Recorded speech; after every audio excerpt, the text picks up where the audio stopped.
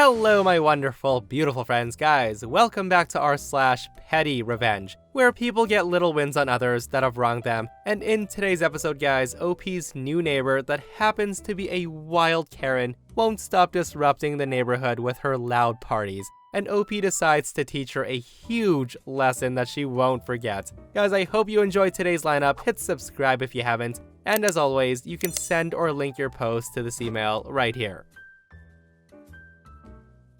Okay, so this just happened today, and I've been dreaming of having a moment like this my whole life. It does seem lame, but I had to share. So there's a popular home store I go to quite often because I have an addiction to buying throw blankets and coffee mugs. And because of this, all the employees at the store recognize me, and I'm friendly with them as well. And this worked in my favor today. So I pull up to checkout with a cart that has 15 items in it. And there's only one register at the store, and it's pretty empty. There's one 50-something-year-old Karen checking out in front of me.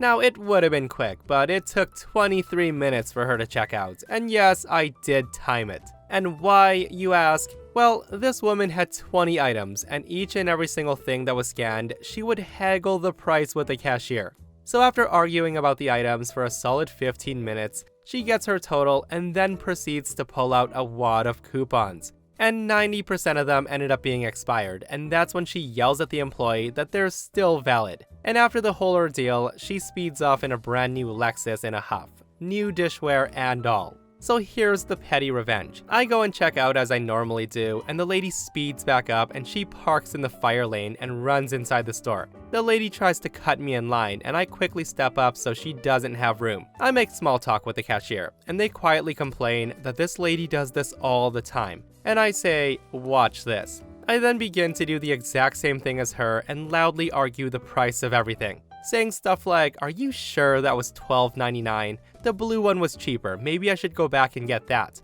Or, I think the pillows were half off. I swear I saw it on a sign somewhere. And I even threw in, oh no, this one looks damaged. Maybe I can get a discount. Meanwhile, the employee's laughing and trying to keep their shoulders from shaking so the lady can't see us. Me and the employee spent 15 minutes there, and he slowly wrapped every item, even if it wasn't fragile. He even wrapped a throw pillow 3 times, so it didn't get water damage on my way home. It hasn't rained in weeks. I then walk out with a grin on my face, thank goodness for masks, and I hear her screech, ugh, the nerve of some people. Anyway, I think you scanned this item more than once, and I threw the receipt away, so maybe just a $10 refund. Guys, the only thing that would have made this 1,000 times better is if a cop rolled up while OP was doing that and ticketed the woman for parking in a fire lane. And for all who might be wondering if OP's pettiness was inconveniencing any others who happened to be in line, OP comes into the comments and says that nope, nobody else was waiting, just little Miss Karen.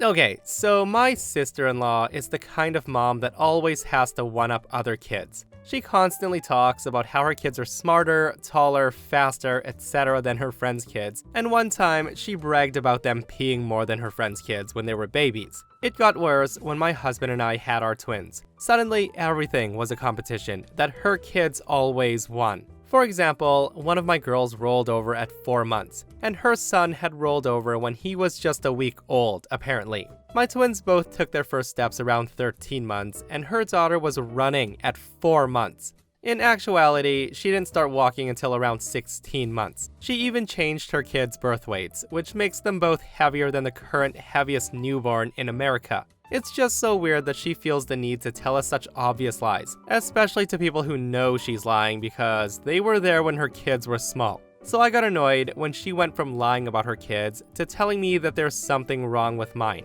So my girls are a few months shy of 2, and they're both healthy, on track, and hitting their milestones. Sister-in-law has become obsessed with the idea that there's something wrong with them because they're not speaking in long sentences. Now I'm thinking, of course they're not. They're not even 2 years old. They're both developmentally on track, but she insists that her kids were speaking in 5 to 6 word sentences by 18 months. And spoiler, they were not. Honestly, her son's almost 7 years old, and I can still barely understand a word the kid says. My husband and I ignored her, but she took it too far when I got a call from her friend who works in early intervention, who was under the impression that I was very concerned about my kids.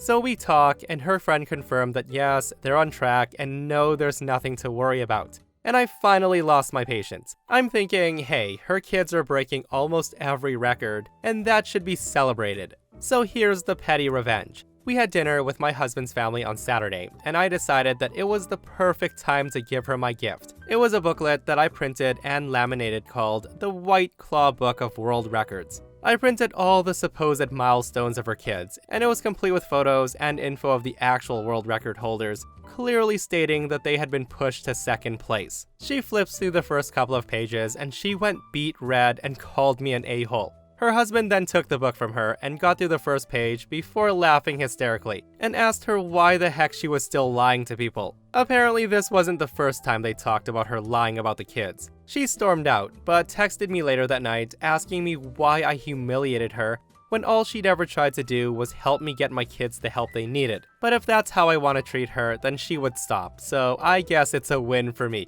Guys, I wonder if OP's sister-in-law knows someone that can help her grow out of her childish middle school mentality of always having to be the best. And I absolutely love how her husband asked her why she was still lying to people. With that said though guys, I would have totally loved to have seen the look on her face when OP whipped out that world record book. And hey, it's better to nip it in the bud than have her comparing her kids to OP's kids forever, because that kind of parent is freaking annoying.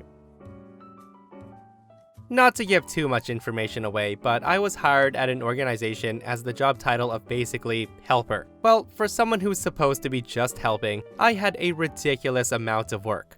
Almost all my coworkers were technologically illiterate, so I actually sort of thrived as this very useful person. For example, one guy would spend half his day copying items and pasting them into another program that we use. And the guy didn't even use Ctrl-C, Ctrl-V. He would right-click, then copy, then go to the Files menu or something, and then he would click Insert Copied Item from Clipboard. He was so proud of himself when he showed me because, quote, "Don't worry, you won't have to retype everything." So I basically wrote a program to do this automatically, but I didn't tell him. So it would just run occasionally as part of my responsibilities.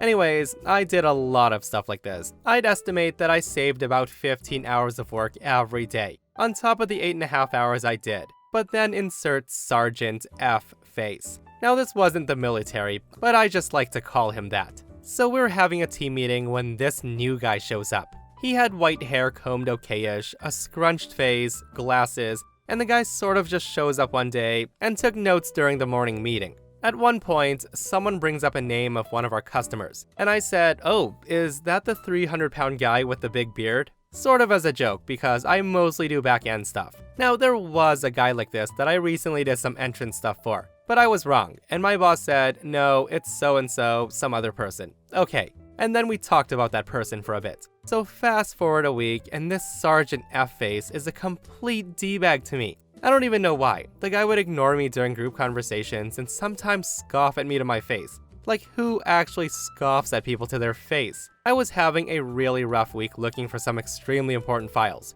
People were yelling all day, I was exasperated, there was too much to do, and I was having anxiety attacks at home. But it was Friday, so I was pulling through. So as I looked for the file, I ended up deep in our file structure, and the search returned a personal folder structure within one of the drives. I clicked it out of curiosity, and there it was, Sergeant F Face's notes. So I opened it, and there was a whole section about me. The guy basically goes from location to location, getting people fired to save the company money. I find out he's working on me now. So as I scroll through the notes, at the very top I see, OP thought that a 4'10", 24-year-old female patient was a 300-pound bearded man. Atrocious attention to detail. Now this is only one example of how completely effed up his comments were. So in combination with my job knowing that I wasn't getting paid enough for my efforts, plus the horrible week I had and Sergeant F Face's comments, I just said, F this. I then went ahead and set up 3 email configurations. One was to my boss letting him know that I'll be taking 2 weeks of vacation time, to be sent at 10 p.m. tonight.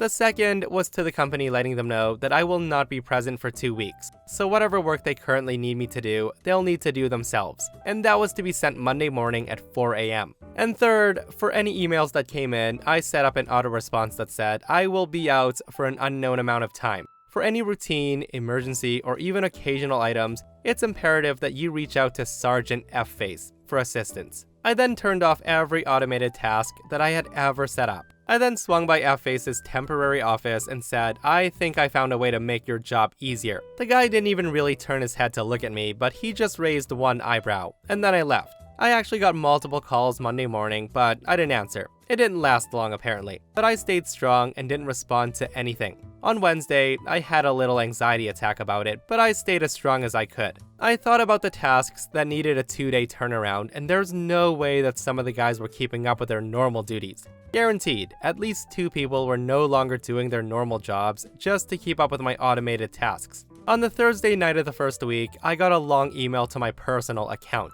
from my boss, and it went something like this. The email said, "OP, I know you're a smart person and you probably figured out what the company had us doing. I would say it's very important that you call me, but that probably isn't gonna work, I see. I've talked to Sergeant F-Face's boss and he will be leaving our location. I explained our progress meetings seem to be going in the wrong direction and that you're one of the most valuable employees here. I'm sure you're probably looking at other jobs at this point, or maybe you've even started a new one. I hope not. If you could please reach back to me, I would like to offer you a raise. It's become very apparent how useful you are around here. I hear about it every day, believe me." So I came back on Monday with a $10,000 annual raise, and Sergeant F-Face was out of my face. My boss apologized again in person, and he said he didn't get a say in it. Now I do think it's a little weird that he had a say after I left, but not before, but I sort of get it. Guys, I'm glad to know that OP stood his ground and that it happened to work out for him. And in my opinion, that $10,000 raise should have been the start of negotiations because that place was falling apart the week that OP wasn't there.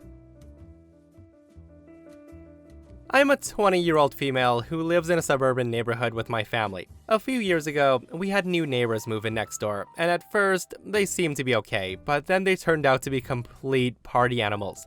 I'm talking partying 3 times a week, blasting loud music until 2 in the morning. So here's the story. Our neighbors were having another one of their super crazy pool parties, and it was driving everybody in the neighborhood crazy. The police couldn't do much because we would make a noise complaint, the police would show up, give them a warning, things would get quiet for maybe 30 minutes, and then the party would start again. Over time, some neighbors began to give up, and eventually some even moved away. This was especially upsetting for my mom when one of her friends, who lived on the other side of the neighbor, moved away due to our horrible neighbor. One day, my mom finally had enough. Once the party finally seemed to wind down at around midnight and guests started leaving, my mom marches straight up to the female owner of the house, who we'll call Lying Sally because she's a pathological liar, and warned her that we're calling the cops on them more often if they don't stop.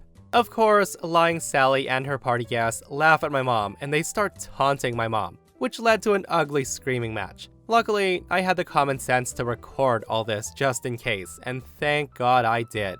At some point during the fight, Lying Sally screams at my mom, "I'm going to effing beat the crap out of you." And that's when one of the neighbors called the cops, which I don't blame him for doing so. I was getting worried for my mom, since Lying Sally kept threatening to F her up.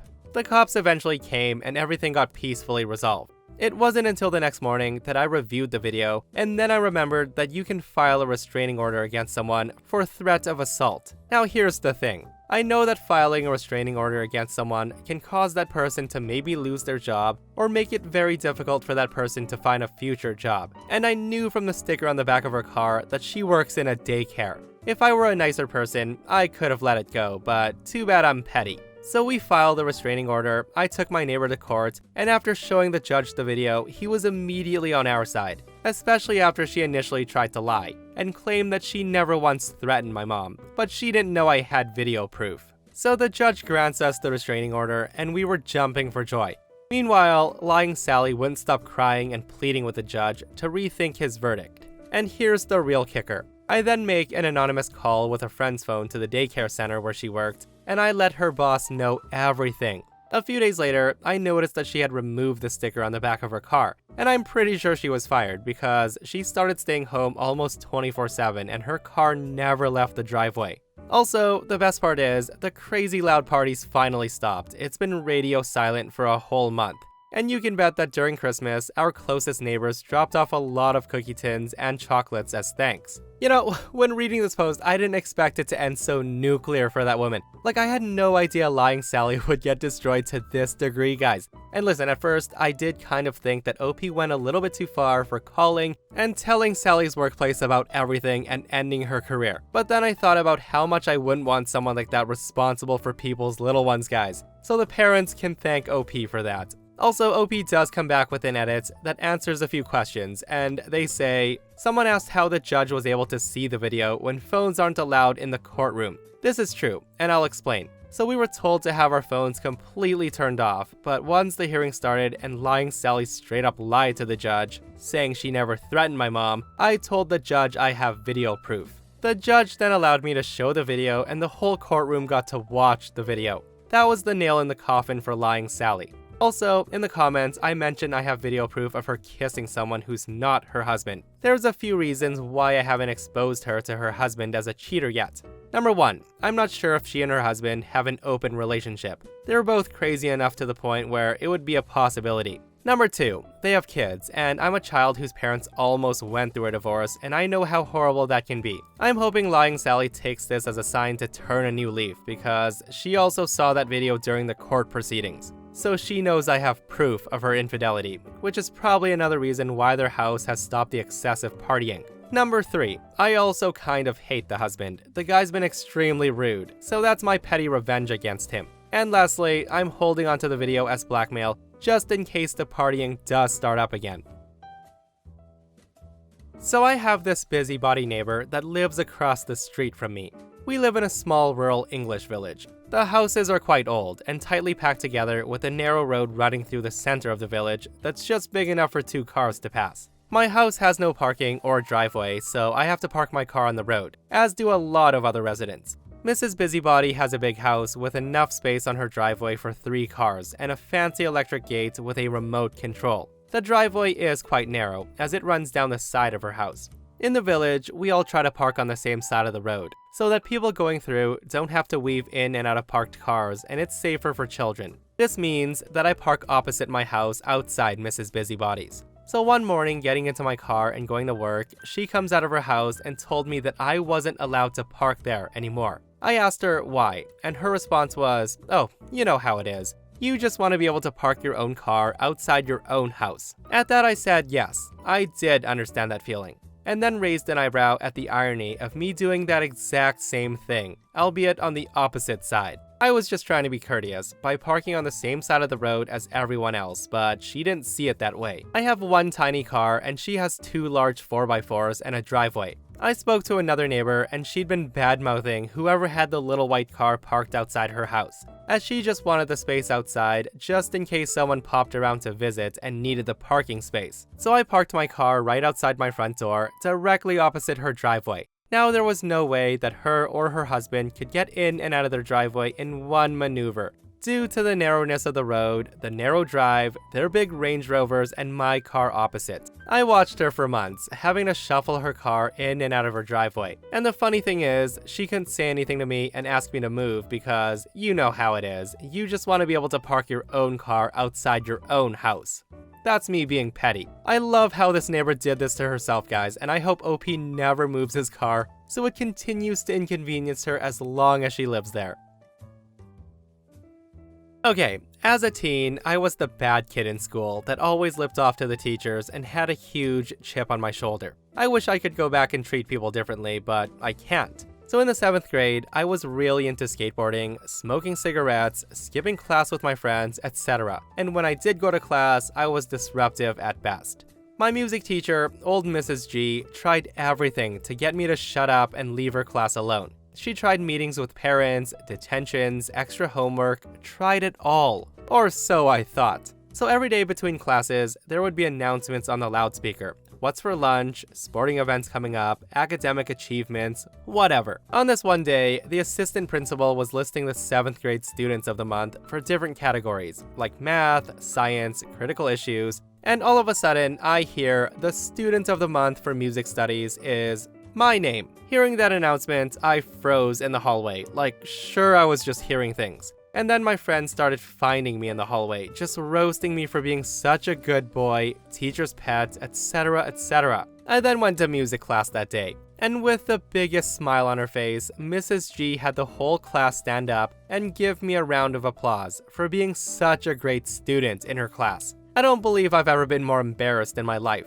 Even at 12, I knew what she was doing and that she had just completely owned me. I behaved the rest of the year in her class, and I'd like to think that taught me a lesson. Guys, Mrs. G sounds like a freaking awesome teacher, and what a brilliant revenge on a misbehaving student. And guys, a lot of people in the post are commenting about OP smoking when he was 12 years old. Guys, Steve-O started smoking when he was 6 years old.